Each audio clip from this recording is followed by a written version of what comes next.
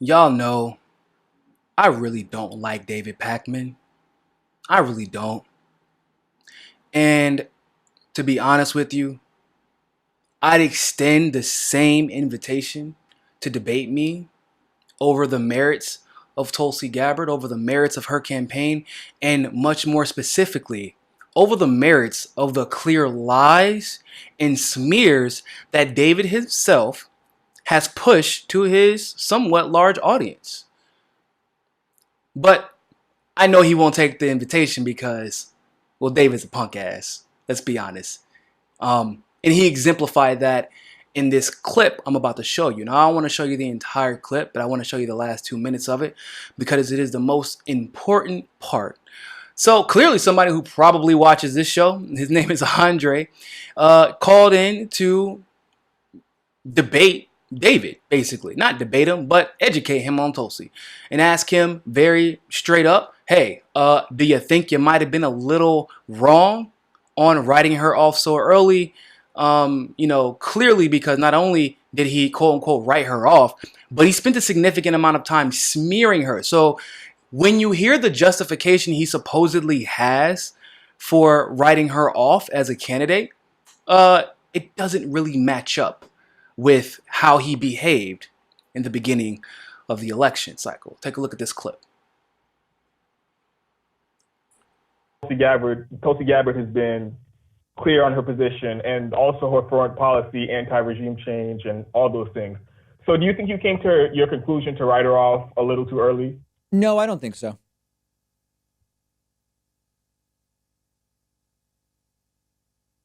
You still there, Donte? Oh, yeah.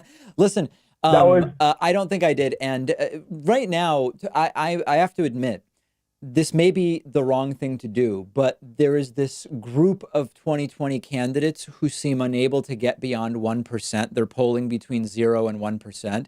And maybe this is the wrong thing for me to do, but I'm paying less and less attention to them because as we get into late April, May, and then June, if you're stuck at 1% and you've been running for a while, as Tulsi has, it just doesn't seem like you're really going to be a factor. And that may change, but I don't know if you see those numbers any differently. Yeah, but Bernie Sanders, when he started in the primary at this point, he wasn't even at 1%, I'm sure. Right, but so he hadn't been running nearly as long at this point in time in 2016. You know what I mean? But even, okay, so 3 months into his announcement, you think he wasn't past, what, 5%? Or he wasn't even past? Well, that's 5 times as much as Tulsi Gabbard has, right? Yeah, but Hillary Clinton was at like 60%, 70%, 80% likelihood or polling in winning the Democratic nominee. So I don't really think that's a good standard to write somebody off so early. That's totally fair. That's totally fair. Donte, when do you think Tulsi needs to get to at least like 4% for her to be viable? I believe she's going to get in the debates, in the first debate in June, she's going to put on a show and she's going to do laps around almost everyone on stage with the exception of Bernie Sanders possibly. Okay. And I think she's going to get a big boost then. And also there are way more debates than there were last primary. So I believe she's going to have a chance to get her message out there and she's going to be very convincing because in all of the interviews and the town halls and public speeches that she's done since she's been very clear and articulate and she's gotten her point across. And the voters seem to like her a lot. So then why doesn't she get past 1%? You know the polling is biased. They have Joe Biden at number one. All right, Donte, no, I got Joe you. Biden is polling at number one. All right, we will see. You may be right. I may be eating crow. Donte, great to hear from you. Very much appreciate it. We will take a quick break and be back right after this. Oh, yeah. Yep. That's David Pakman for you. So I want you to notice a couple of things. You hear how he hung up the phone? Basically, he cut him off. And David is always the one to say, oh, maybe I'm wrong. Literally, that is his cop-out for everything. Maybe I'm wrong. David, most of the time, you're wrong. Literally most of the time. It isn't a maybe situation. At this point, it is almost certainly a guarantee. It isn't a maybe you're wrong. Now, in case you didn't hear well, no, you did not hear it, of course. I didn't play it. I didn't want you to have to go through all that. And even though I'd encourage you to go look at the clip and look at David's face, the caller called in, and David kind of had that smug, I know it, I'm going to be able to refute this easily. Because David doesn't do his research. David researches what he chooses to research. So the caller comes in, says, you sure you were right about Tulsi? Because she introduced the OFF Act, the Securing America's Elections Act. Perfect, stellar on foreign policy. Not bar none. No one else in this race is even close to being better. Obviously, Medicare for all.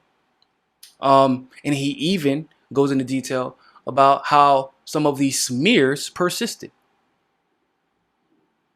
And do you know what David's response was? Of course you do.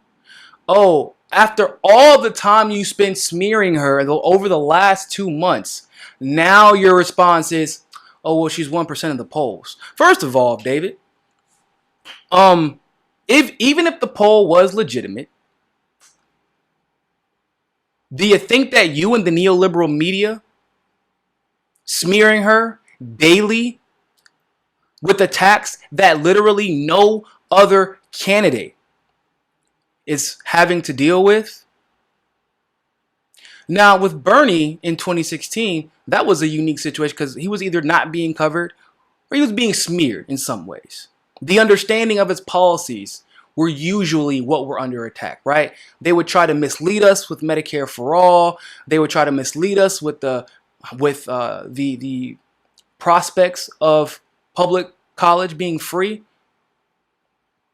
Those were generally the attacks that he would. Yeah, every now and then he got called sexist, but nobody believed that because the proof is in the pudding. He's even called racist at some point. Nobody believed that, really. But this was different, right? Because let's be honest, Tulsi is, after all, a woman, so she already is going to have to compete twice as hard just to be taken as seriously as a male. So that's just one of those things you have to understand about life. But also, she's Hindu. And many of the attacks that she has undergone are indeed bigoted and Hindu phobic. So just to clarify, even if the poll was legitimate, you would be part of the reason why she would be polling at 1%. But let's be very clear about something. All of a sudden, David Pakman believes in polls and how accurate the polls are. You notice something he didn't say about that poll? Julian Castro actually isn't polling at 1%. He's polling at like 4%. And yet, you can look him up on Google Trends and he doesn't even have any traction. He hasn't even qualified for the debate stage monetarily. He's 52,000 donations as of April 15th. Tulsi has almost 20,000 donations more. Actual individual donations. And yet, they're trying to claim in that same poll that somehow, some way, Julian Castro is definitely polling better than Tulsi. Yeah, we can believe that. But hey, maybe we'll take a step away from that poll, David. Because that's what he claimed at the end, right? Oh, he was so mad at Andre for not believing polls. Maybe Andre has done his research unlike David Pakman, and he knows that in 2016, as well as everyone else, by the way, should also know, 2016, how'd that turn out?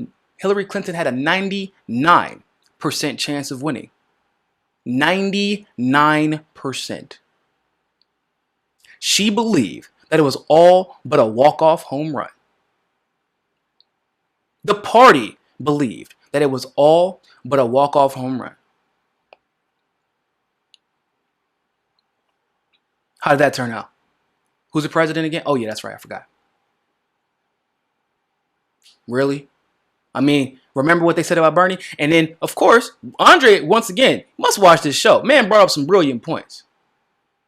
Oh, well, because what was David's argument? Oh, if they've been campaigning for this long, he was campaigning for what, a month and a half, about 2 months, maybe only a couple of weeks longer than Tulsi's been campaigning. Bernie may have dealt with some silencing of his campaign, in early May. But Bernie didn't deal with an all-out blitzkrieg from the media, and that's a fact. Any legitimate critique they could have lobbed at Bernie, they couldn't do because it would simultaneously hurt Hillary. So luckily, the social media aspect of Bernie Sanders did kick in, and that's a good thing, but that took time to catch fire as far as the polls were concerned. But his popularity was still well noted because, like Tulsi, we can see who is popular through individual donations.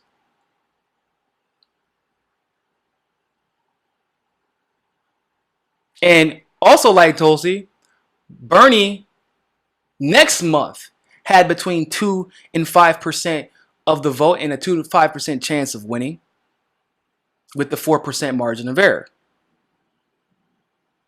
Tulsi has a quote-unquote 1% chance of winning, and according to that poll, which actually, like I've said in my last video, when it comes to polls, you have a 4% margin of error. That's relatively normal, but that's even still really high.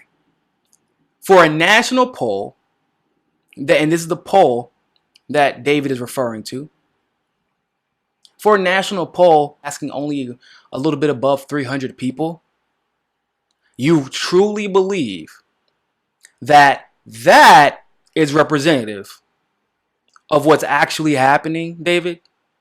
He doesn't believe that, but he wants people to believe he does. That's the problem with David Pakman. He's completely and totally disingenuous. And I find it interesting that he never mentions the smears, because he did smear Tulsi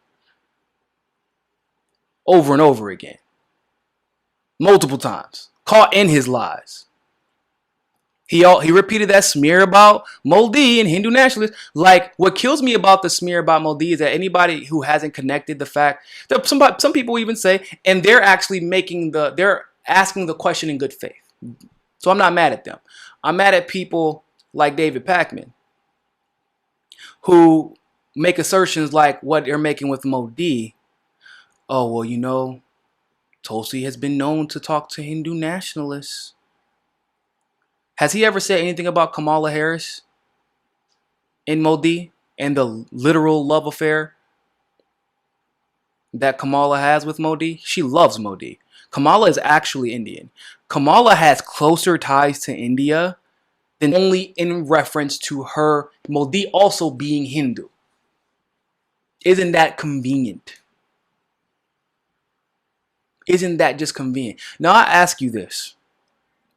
If you wonder why Tulsi doesn't constantly and religiously continue to repeat and respond and address the legitimate bigoted Hindu phobic attacks against her, think of it like this. If you were Ilhan Omar and while you're running for president, obviously she cannot, but while she's running for president, if the media came out and started saying, well, you know, 4 years ago, 5 years ago, some random person donated $3 from to your campaign from the Muslim Brotherhood.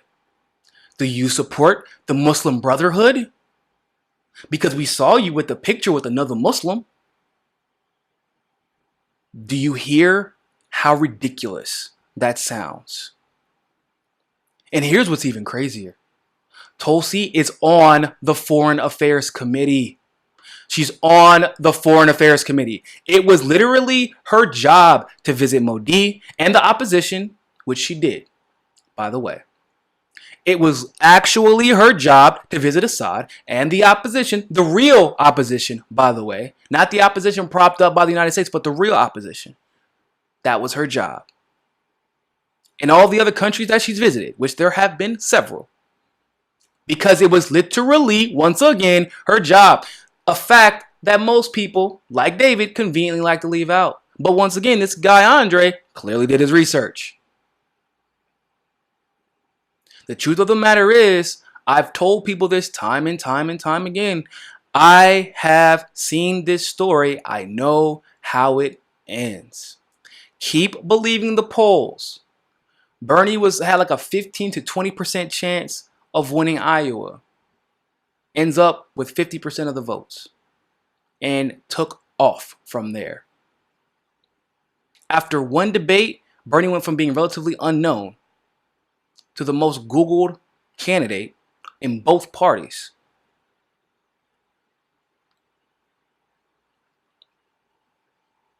So imagine what Tulsi's going to do.